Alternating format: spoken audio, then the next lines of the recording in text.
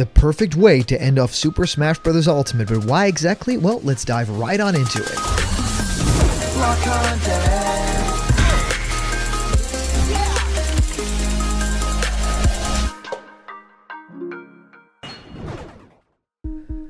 What's happening, my block buddies, and welcome to an awesome episode of Blocked Content's Leak Speak. My name is Callum, and this is going to be your content for today, and I get to talk all about why this past ending and Super Smash Bros. Ultimate coming to a close is actually a huge deal, and, well, why Sora is the best reason to end off Smash Bros. Ultimate's DLC and round out the entire roster. Of course, you guys have sent me so many new pieces of information and also leaks and speculation on other games that I can't wait to get into. And of course, on the 18th of October, we are getting Sora as a playable fighter in Super Smash Bros. Ultimate.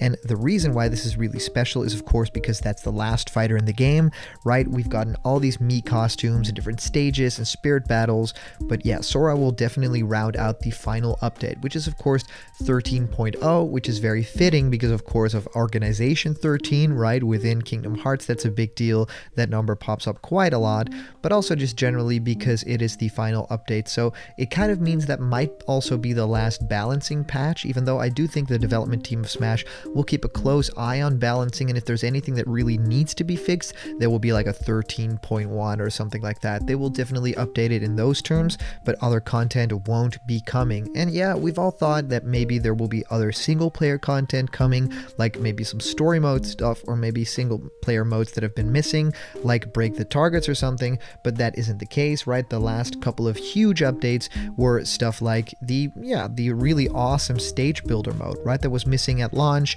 and then they eventually added it. But why is Sora the perfect way to end off Fighters Pass number 2 and the entire roster of Smash Bros. Ultimate that will likely never happen again in video game history? Well, I wanted to dive into that this episode, and of course also, if you have any thoughts, questions, feedback, or your own ideas, well, you can send them over to me through email at blockedcontentmail@gmail.com, and I might actually answer your questions here live on the show, and I would love to do that. So today we get to dive into a little bit more information about Sora from Kingdom Hearts. I think that that's a lot of fun because, yeah, you've all been waiting very patiently for all the information around why Sora could be, the perfect reason to end Smash Bros. Ultimate. Right now, it's really hard to think about why we would ever want to do that, right? Why we wouldn't stop development at all, just because I think that this game will not come around anymore, right? This is something that the next Smash game can never replicate because of all the deals that Sakurai has made and essentially just the legal hoops that he's had to jump through.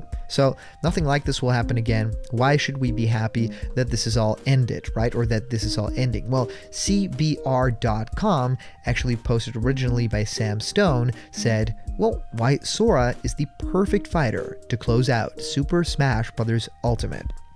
Nintendo has confirmed that Kingdom Hearts' Sora will be Super Smash Bros. Ultimate's final guest fighter. Here's why he is the perfect choice. After months of speculation regarding the identity of the final Super Smash Bros. Ultimate guest fighter, Nintendo has confirmed that Kingdom Hearts' fan-favorite protagonist Sora will be joining the popular fighting game on October 18th. And of course, we're all really excited to play as the character, and I'm of course going to be live streaming and playing a little bit with Sora with you guys, trying to do it on the live stream and kind of playing together and seeing what we can make of that new fighter. That's going to be a lot of fun, so can't wait to do that together with all of you. Well, with game director Masahiro Sakurai acknowledging that Sora's edition is one that fans have been clamoring for, response to the announcement has largely been positive. Of all the potential guest fighters, well, suggested for inclusion to close out the acclaimed fighting game's 3-year run, Sora is one that makes much more sense for the Super Smash Bros. Franchise than most of his immediate counterparts on the roster.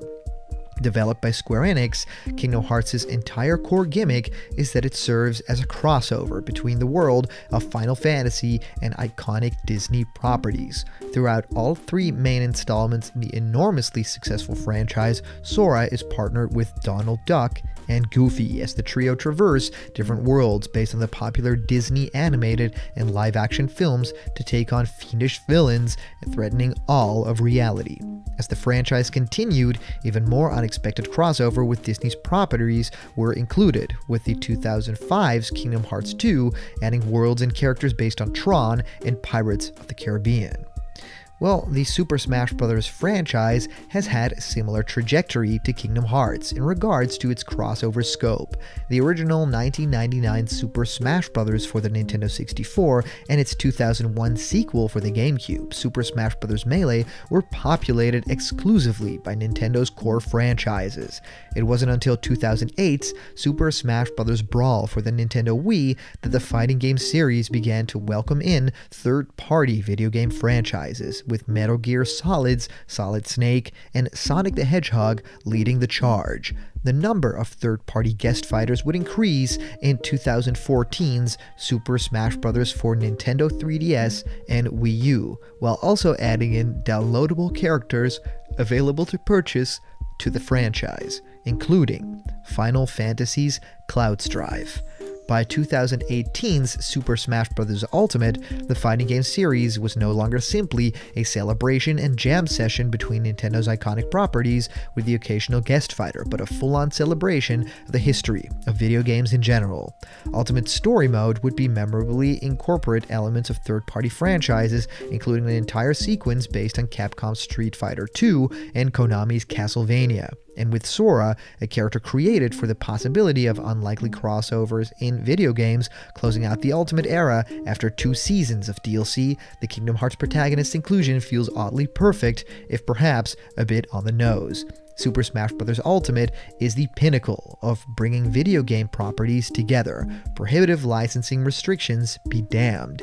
And just as Kingdom Hearts began squarely focused on Final Fantasy and Disney before expanding to include Pixar and Disney's live-action offerings, Super Smash Bros. Has brought in more and more surprises and franchises to the table.